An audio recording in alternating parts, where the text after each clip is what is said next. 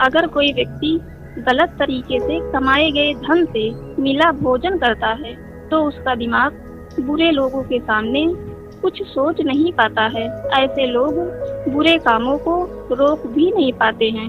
महाभारत में ये बात भीष्म ने द्रौपदी को समझाई थी। महाभारत में कौरवों और पांडवों का युद्ध अंतिम चरण में था।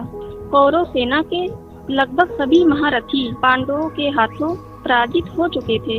भीष्म पितामह बाड़ों की सैया पर लेटे थे।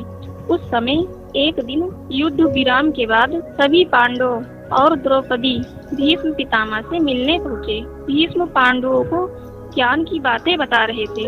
तब द्रौपदी ने कहा, आज आप ज्ञान की बातें कर रहे हैं, लेकिन जिस दिन भरी सभा में मेरा चीरहरण हो रहा था आप वहाँ भी थे। तब आपका ये ज्ञान कहाँ गया था? आप उस समय चुप क्यों थे? मेरी मदद क्यों नहीं की?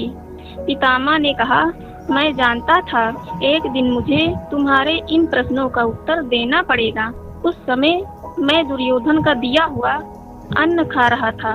वह अन्न गलत कर्मों से कमाया हुआ था।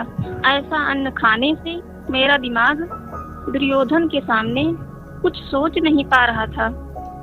मैं ये सब रोकना चाहता था, लेकिन दुर्योधन के अन्न ने मुझे रोक दिया। द्रौपदी ने फिर पूछा, तो फिर आज आप ज्ञान की बातें कैसे कर रहे हैं? भीष्म बोले, अर्जुन के बाणों से मेरे शरीर से सारा रक्त बह गया। ये रक्त दुर्योधन के दिए अन्न से ही बना था। अब मेरे शरीर में रक्त नहीं है। मैं दुर्योधन के अन्न के प्रभाव से आजाद हो गया हूँ, इसलिए आज ज्ञान की बातें कर पा रहा हूँ। गाइस, इस कहानी का मॉरल क्या है? हमें हर हाल में गलत कामों से बचना चाहिए। जो खाना गलत कमाई से प्राप्त हुआ है उसे ग्रहण करने से बचे, वरना हमारा दिमाग गलत लोगों के सामने सोचने समझने की शक्ति खो देता है। गाइस, अगर आपको वीडियो अच्छी लगी तो लाइक, शेयर, सब्सक्राइब कर नोटिफिकेशन बेल को ऑन कर दीजिएगा। Thank you so much for watching this video.